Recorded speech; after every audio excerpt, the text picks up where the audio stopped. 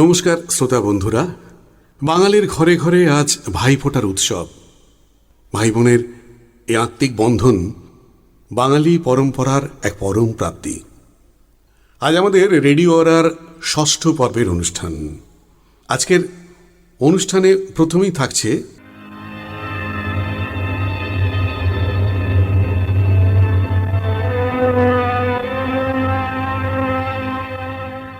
আমার মাথার ভিতর শ্মশান আছে, পুড়ছে মরা, উড়ছে ছাই। এই চিত্তকে তুই দে বুঝিয়ে, কে নিত্য আর কে নিতাই। আবার এই শ্মশানের এক কোণে এক ভূতের মতন হিজল গাছ, তার নিচে মন বসলে ধ্যানে ভাঙবে জ্ঞানের আতস কাঁচ। খ্যাপা দেখবি তখন এই শরীরেই জড়িয়ে হরি যাচ্ছে। তাই এই চিত্তকে তুই দে বুঝিয়ে, কে নিত্য আর কে নিতাই। তোর ভৃত্যকে তুই দে বুঝিয়ে, কে নিত্য আর কে নিতাই। চিতায় জলে নিথর কায়া, হাওয়ায় তোলে আত্মারাম। ঢেউ জানে আর কেউ জানে না, কোথায় তোমার গোলক ধাম। তাই ঢেউয়ের সাথে সঙ্গ করেই অতল ধারায় তলিয়ে যাই। এই চিত্তকে তুই দে বুঝিয়ে, কে নিত্য আর কে নিতাই। তোর ভৃত্যকে তুই দে বুঝিয়ে, কে নিত্য আর কে নিতাই।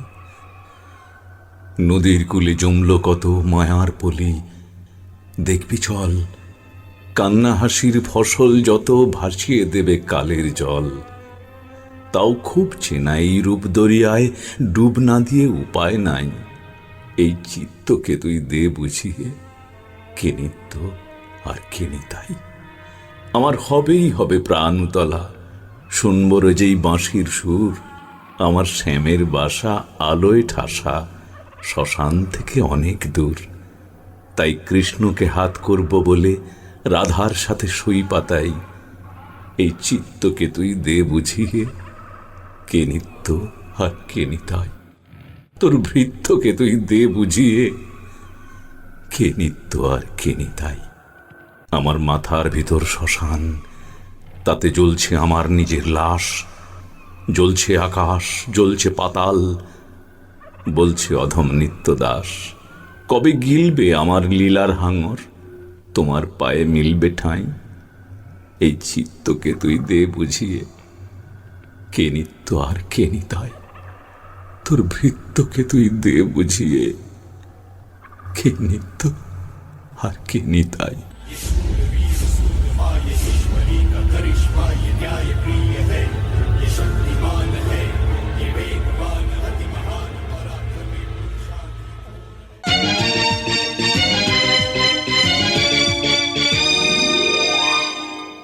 আজকের নাটক আজও ভালোবাসি।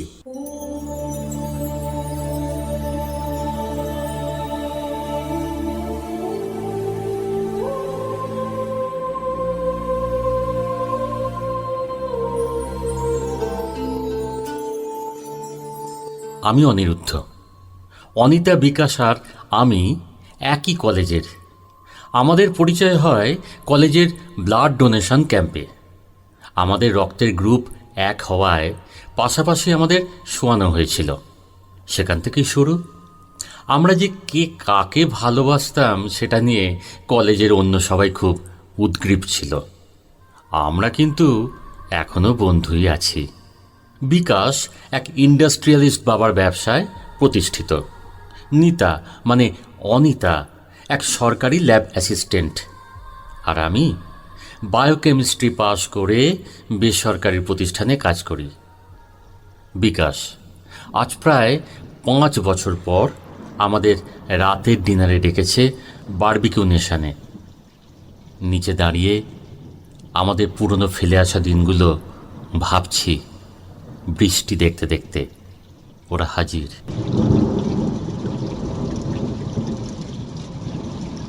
কিরে, কি ভাবছিস? ওপরে চ। ও মানে তোরা দুজনে একসাথে কোথা থেকে এলি? ওই একই সমস্যা, আগে বললে তো বৃষ্টিতে ভিজে আমায় মেট্রো ধরতেই হতো না। সবে মেট্রোয় উঠেছি আর বাবুর ফোন। বাঘাযতীনে কাজে এসেছিলাম, তুমি আমার সাথেই যাবে না একা? তোর সত্যি কাজ ছিল? অর্ডারটা দিয়ে বলছি, বুঝলি? একটা সুইট কর্ন, একটা হট অ্যান্ড সাওয়ার স্যুপ, আর এক দুটো এক্সট্রা বোল। তুমি কি আজও আমাদের থেকে হাফ হাফ খাবে? তোরা আমায় কি ভাবিস বলতো? কি আর, you are the best friend of the worst lover. ঠাট্টা ছাড়, কেন ট্রিট দিচ্ছি বল দেখি? কার কপাল পোড়ালে সে থাকে কোথায়? তোর মনে হয় যে ও তোকে ছাড়া অন্য কাউকে বিয়ে করতে পারে?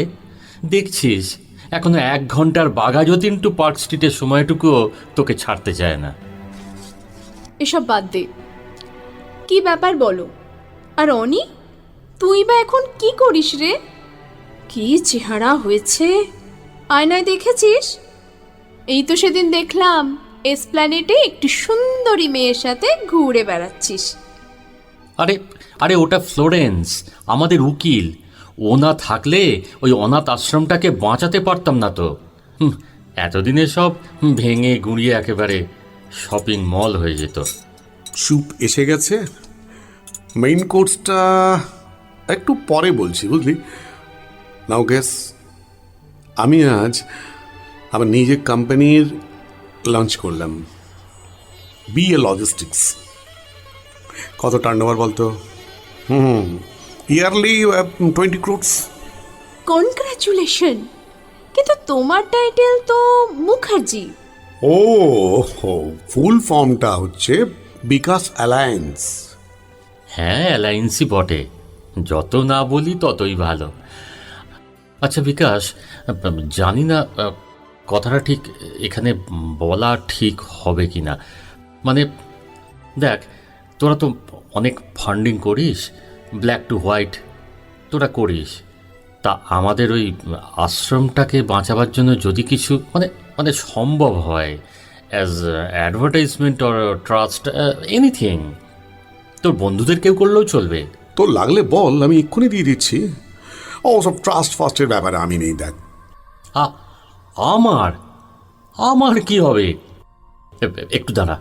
হ্যালো, ও কে? ফ্লোরেন্স? হ্যাঁ হ্যাঁ হ্যাঁ হ্যাঁ হ্যাঁ হ্যাঁ, কেন পারবো না? আরে আরে আমি এক্ষুনি যাচ্ছি, জাস্ট ওয়েট ফর মি।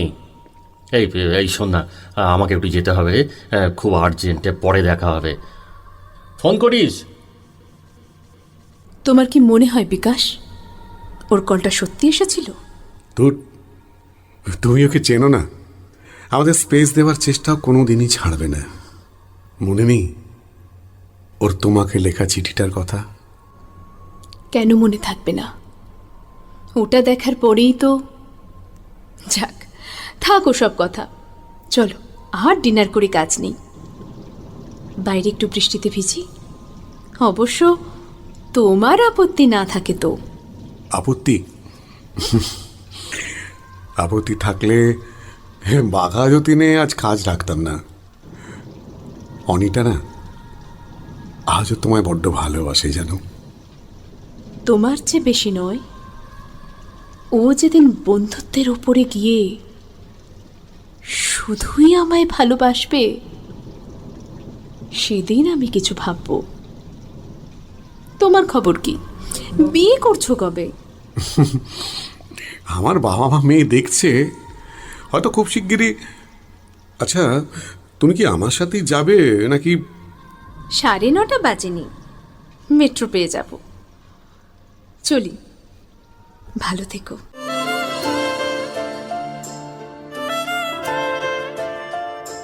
এক সপ্তাহ পর ফোন বেজে উঠল।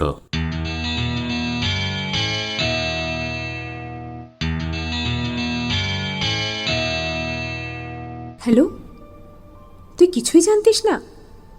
ভাগ্যিস রিপোর্টটা আমাদের ল্যাবে ভেরিফিকেশনের জন্য এসেছিল। আরে ওর বাবা তো কাগজে অ্যাডভার্টাইজমেন্টও দিয়েছিল, আমাদেরই চোখে পড়েনি। That's scoundrel. ও ওই দিন কিছু বুঝতে দেয়নি। ও ভেবেছিল যদি তেমন কিছু হয়, তাই আমাদের সাথে শেষ দেখা করতে এসেছিল। শোন শোন, তুই কিছু ভাবিস না, আমি আমি দেখছি।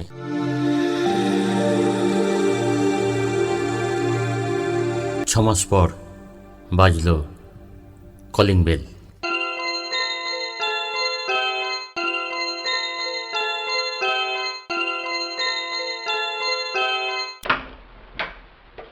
কি রে, এত সকালে? না মানে এদিক দিয়েই যাচ্ছিলাম, তোর কথাটা মনে পড়ে গেল। আচ্ছা, তোর অনাথ আশ্রমটা বেঁচেছে না ডুবলো? না, ট্রাস্টিরা কারো কাছ থেকে হঠাৎ করে গ্র্যান্ড পে ম্যানেজ করেছে। স্ক্রাউন্ডেল! আমার চোখের দিকে তাকিয়ে মিথ্যে বলতে তো লজ্জা করে না? তুই কি ভেবেছিলি আমায় কিডনি ডোনেট করে আবার স্যাক্রিফাইস করে আমায় হারিয়ে দিবি? শোন তাহলে, আমার কিডনির অসুখ হয়েছে বলে আমি নিতাকে প্রপোজ করিনি তা নয়। সেদিন তোর লকারে নিতাকে লেখা চিঠিটা আমি দেখতে পেয়ে পড়ি, নিতাকেও দেখাই। আসলে আমি তোকে হারাতে চেয়েছিলাম নিতার কাছে।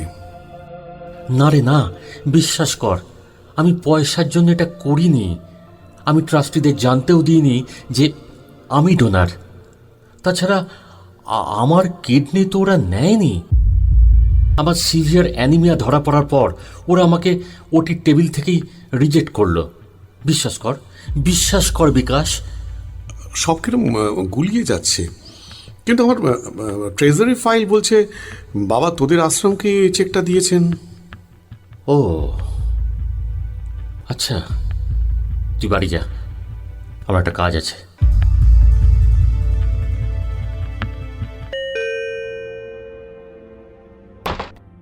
আয়, হঠাৎ ফোন নেই, হঠাৎ করে? কালকেই তো ফিরলাম, 6 মাস দিল্লিতেই ছিলাম, হুড়োহুড়ি করে বলা হয়নি।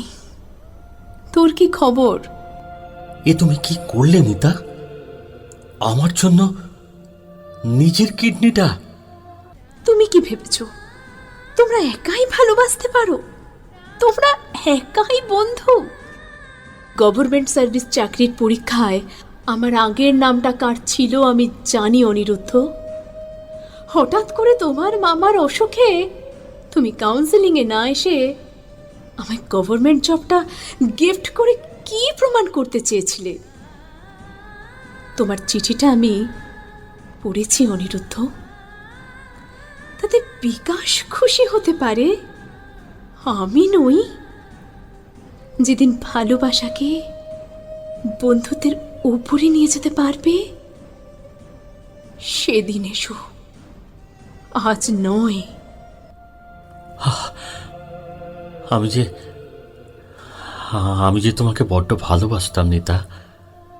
এই যে কি যন্ত্রণা! বিকাশও যে তোমাকে, আর তুমিও যে বিকাশকে। আমাকে আমাকে একটু স্পর্শ করবে নিতা, তাহলে একটু শান্তি পাবো। তুমি আমায় থাকনি প্লিজ।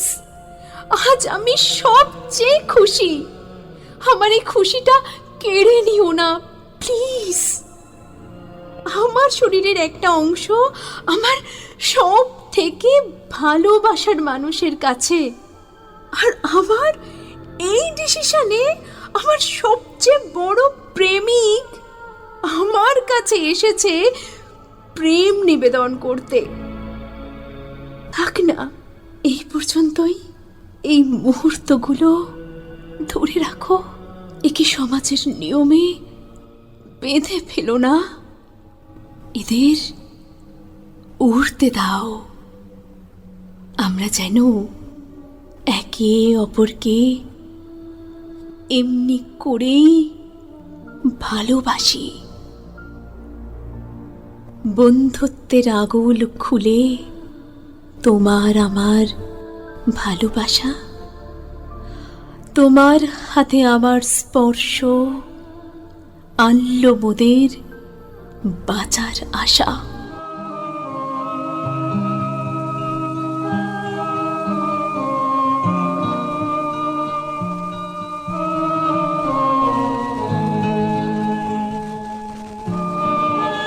শুনলেন নাটক আজও ভালোবাসি, রচনা ডক্টর সৌরভ দে।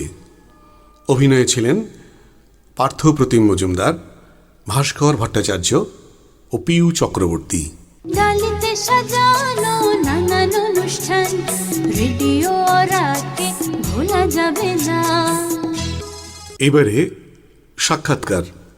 শিশু সাহিত্যে জাতীয় পুরস্কারপ্রাপ্ত বিশিষ্ট ছড়াকার শ্রী শৈলেন কুমার দত্তের সাক্ষাৎকার। রেডিও ওয়ারার পক্ষ থেকে আমাদের প্রতিনিধি ওনার বাড়িতে গিয়ে এই সাক্ষাৎকারটি গ্রহণ করেছে। আমার শৈশবটা খুব বেদনা দেয়। আমার 10 মাস বয়সে মাতৃবিয়োগ হয়। তা আমার মায়ের ইচ্ছা অনুযায়ী আমি মাতৃলালয়ে প্রতিপালিত হই। আমার মা, আমাদের বিরাট বাড়ি, তার ঐশ্বর্যের মধ্যে আমি খুব অসহায়ভাবে মনে করতাম, কারণ সকলেই আমাকে আদর করার ছলে আমাকে বলতো যে আরে ছেলেটার মা মরে গেছে, আরে মা মরে গেছে। এই অহেতুক করুণা বর্ষণ থেকে বাঁচবার জন্যে আমাকে আত্মগোপন করে থাকতে হতো। আর সেই আত্মগোপন করে থাকা থেকেই আমার সাহিত্যের উপর টানটা হয়, এবং তখন থেকে আমি অল্প বিস্তর লেখালেখির চেষ্টা করতাম। আমি সর্বপ্রথম আমি একটা 4 লাইন কবিতা লিখেছিলাম, তখন আমার বয়স 5 বছর। আমাদের বারান্দা আছে, লোকে যায় পড়ে পাছে, কেমন করে পড়বে তারা, বৃষ্টি যখন পড়বে দাঁড়া। বৃষ্টি হইলে করিব বপন, আবার হইলে করিব রোপণ। ধান পাকবে কবে, কতদিন পরে কাটতে হবে, কাটিতে হইলে বড়ই কষ্ট, না কাটিলে আবার হইবে নষ্ট। যত ধান করিবে দান, ততই বাড়িবে তোমার মান। আমার প্রথম ছড়া 1388 সালে শারদীয়ার সন্দেশ পত্রিকায় প্রকাশিত হয়েছিল। সবাই জানে কোনটে বেলু, কোনটে হলো চাকি, শীর্ণরাটা চিনতে কারো আছে কি আর বাকি। কিন্তু এখন প্রশ্ন ভেবে বিগড়ে গেছে মনটা, কেউ কি জানে কোনটা আমার, দিশতে বলে কোনটা। যে বছরে আমি শিশু সাহিত্যে রাষ্ট্রপতি পুরস্কার পাই, ওই বছরই কিন্তু সত্যজিৎ রায়ও পেয়েছিল। চীনা ছড়া। টুংটিং হ্রদ থেকে লিং লিং লিখিয়াং, চুংকিংয়ে প্রবাহিত বড় নদী শিখিয়াং। তাইনান হাইনান সাগরেতে ভাসছে, নানকিংয়ে বসে বসে চ্যাংলিং হাসছে। হ্যাংচোতে পিংপং বল নাকি সস্তা, লাউচির সাউচিরা বিয়ে রেখেছে বস্তা। হাইফং কাইফং হরিহং পেরিয়ে, কুংফুর প্যাচ দেখি নানচেং বেরিয়ে। পিয়ানো টুংটাং প্যাগোডার ঢং ঢং, আকু যদি শেখো তবে চলে যাও হংকং। আংকাংয়ে কিংকং ছবিটা যে চলেনি, চিংপুর ছোটো কাকা আগে সেটা বলেনি। লুংসুং কবে যেন বলেছিল মামাদের, ল্যাংচার নামটা তো পুরোপুরি আমাদের। নায়ান চেঙেন লাউচাও পড়েছি, লিনপোর কবিতায় মন প্রাণ ভরেছি। আর কি যে করেছি তা চুপি চুপি বলছি, চাউমিন খেতে বসে আহ্লাদে বলছি। জাপানি ছড়া। ইয়াসুনো ইয়াসুরো কাছাকাছি থাকে, টোকিওর কাটাকুড়া তেল দেয় নাকে। মচিজুকি টুকিটাকি যা যা কিনে আনে, নাকামুরা ইয়েসুমি কী করে তা জানে। হায়াশিরা এলো বুঝি মারুকামা থেকে, লাগাটোমা সব টাকা পাঠিয়েছে চেকে। ফুজিয়ামা দেখে থেকে সুগিরামা বলে, হিরোশিমা নাগাসাকি আজও টনমলে। ফুজিয়ারা গান গায় ইচিগায়া শোনে, আরিকুরো আকাশের সব তারা গড়ে। ইয়ামাহা গাড়ি দেখে কাকসুব ভাবে, কিনবে যে অত টাকা কোথা থেকে পাবে। তুলিহাটে ওকাকুরা জোড়াসা করেছে, এদেশের ভালোবাসা নিয়ে গেছে দেশে। রিকুটার ও পুকুদার কবিতার খাতা, ছড়া নাকি ছিল তাতে পুরো এক পাতা। ভূত নাকি? ভূতনাথ বাবু ছড়া লিখবেন ভূত নিয়ে আগাগোড়া। কাগজ কলম রয়েছে টেবিলে, চেয়ারে কি সব মোড়া। দিনের আলোয় ভূত কোথা থাকে, রাত্রিরে খালি আসে। আসল ভয়টা তারা বেশি পায়, ভূতনাথ বাবু হাসে। আঘাত করবে, নেই তার দেহ, ধরারও উপায় নেই। বন্দি করার ফন্দি বা কোথা, ভূতনাথ খোঁজে খেই। খুঁজতে খুঁজতে দুটি চোখ বোজে, ঘুমে জড়সড় দেহ। তখনই হঠাৎ মনে হলো যেন গায়ে ঠেলা দিল কেহ।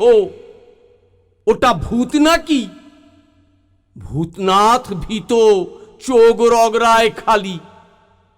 দমকা হাওয়ায় হাততালি দেয়, চাঁদ মামা এক ফালি। ভূতেরা জব্দ। সম্পাদক প্রকাশ করবে ভূতের সংখ্যা পত্রিকার। ভূতেরা সবাই একজোট হয়ে বলে, ঠিক নেব বদলা তার।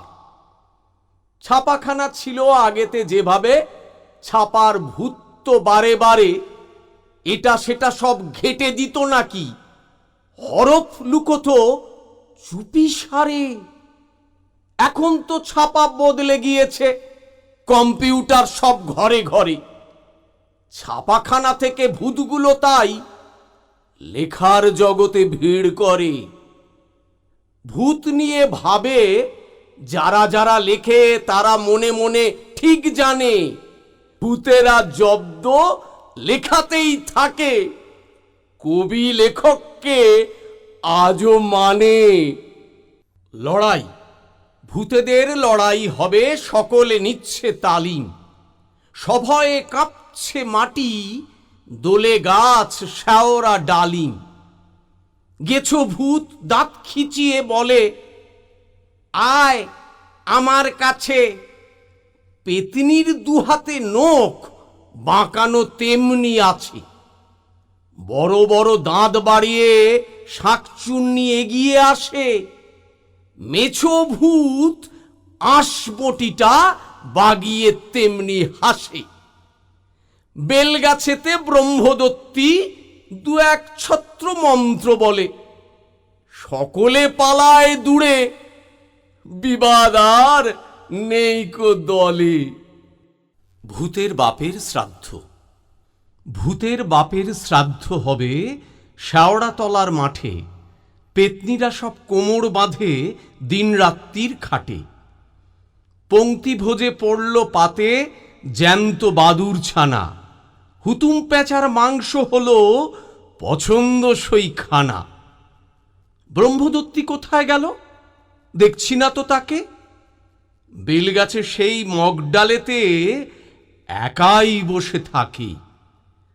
সবাই যখন ডাকছে তাকে, আগ বাড়িয়ে বলে, তোরা যা সব খেতে পারিস, আমার কি আর চলে। কিম্ভূত। পেতনি থাকে তো শ্যাওড়া গাছেতে, শাঁকচুন্নি যেন কোনখানে। বেলগাছে যে ব্রহ্মদত্তী, এ কথাটা কে না জানে।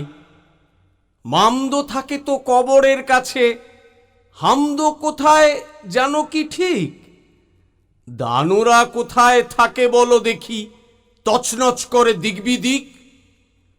স্কন্দ কাটারা কোথা থাকে যেন, রেল লাইনে না লাজ ঘরে। একানরে থাকে ছমছমে মাঠে, উঁচু বাঁশ গাছে মগে চড়ে। আরো এক ভূত লোকালয়ে থাকে, নেই বটে তার কোনোটি খুঁত। ভূতেদের দলে যদিও পড়ে না, তবু যেন তার নাম কিম্ভূত। শুনলেন বিশিষ্ট ছড়াকার শৈলেন কুমার দত্তের ভূতের ছড়া, বললেন অভিজিৎ বন্দ্যোপাধ্যায়।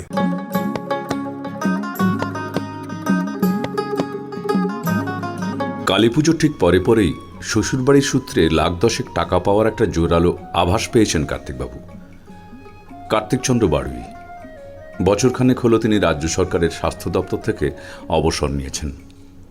স্বাস্থ্য দপ্তরে কাজের সুবাদে নিজের স্বাস্থ্যটা বেশ ভালোই বানিয়েছেন, চেহারাটাই বানিয়েছেন।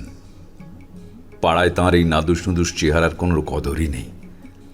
তাঁর বড় স্বাদ এই চেহারায় পাড়ার কোনো অনুষ্ঠানে সভাপতির পদ অলঙ্কৃত করেন।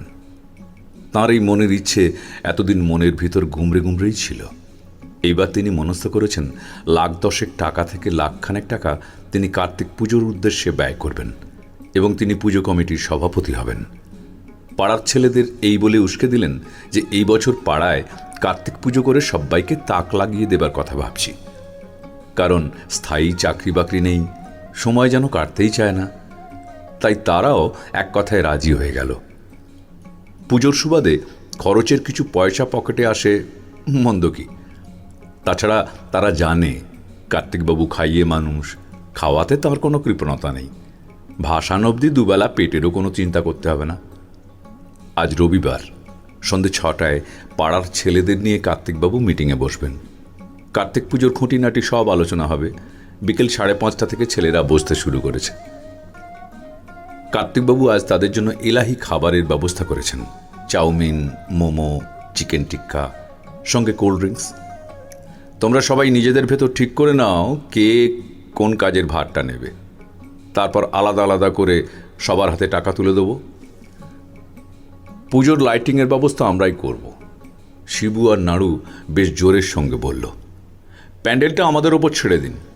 কিন্তু আমরা একটা কথা ভাবছি, জিতেন আর হাবুলকে চিন্তিত দেখে। কার্তিকবাবু জিজ্ঞেস করলেন, ভাবছোটা কি?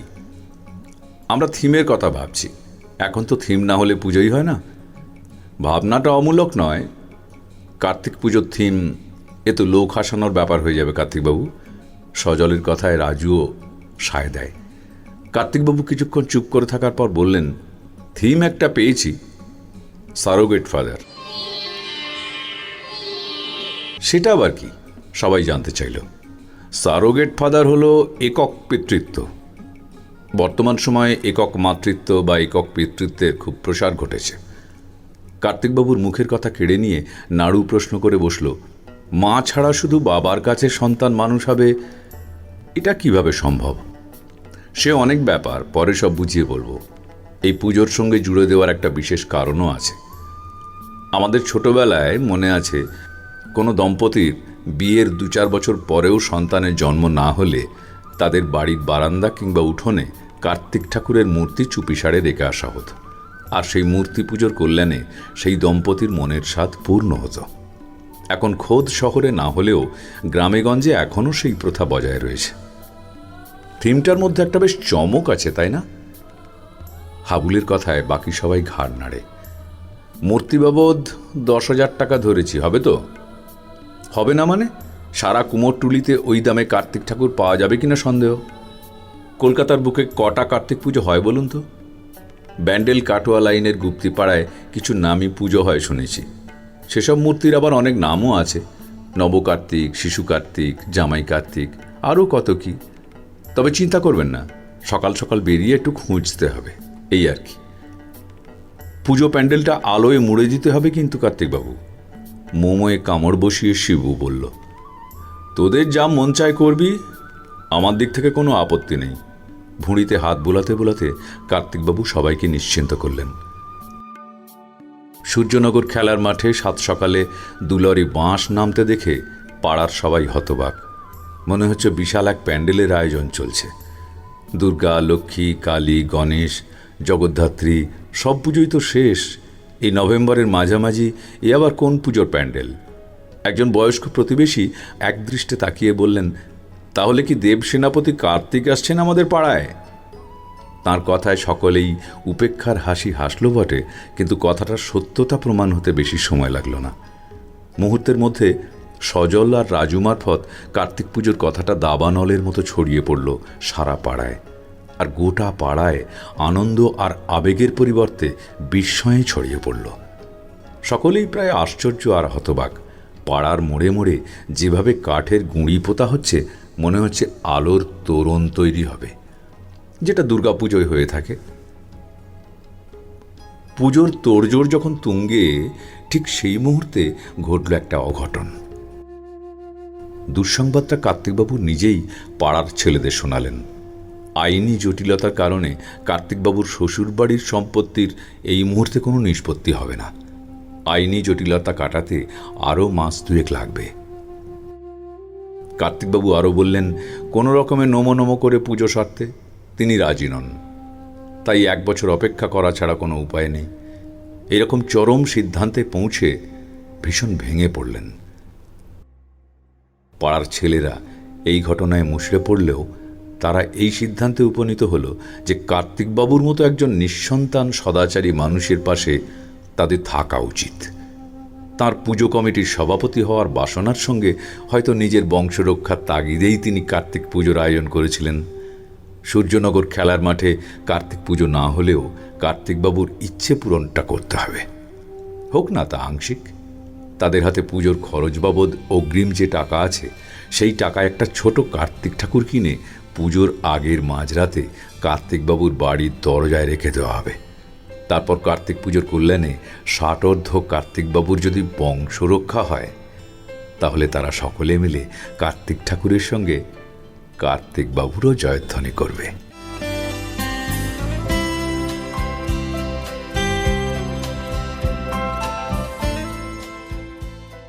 আজকের গল্প এই অনুষ্ঠানে আমরা শুনলাম সমাজ বসুর গল্প কার্তিক বাবুর কার্তিক পুজো। গল্প পাঠে ছিলেন ভক্তিপ্রসাদ অধিকারী। শ্রোতা বন্ধুরা, শুনলেন রেডিও অরার ষষ্ঠ পর্বের অনুষ্ঠান। আপনাদের কেমন লাগছে লিখে জানান আপনাদের মতামত। ডালিতে সাজানো নানান অনুষ্ঠান, রেডিও অরাকে ভোলা যাবে না। মনের কথা বলে রেডিও অরা।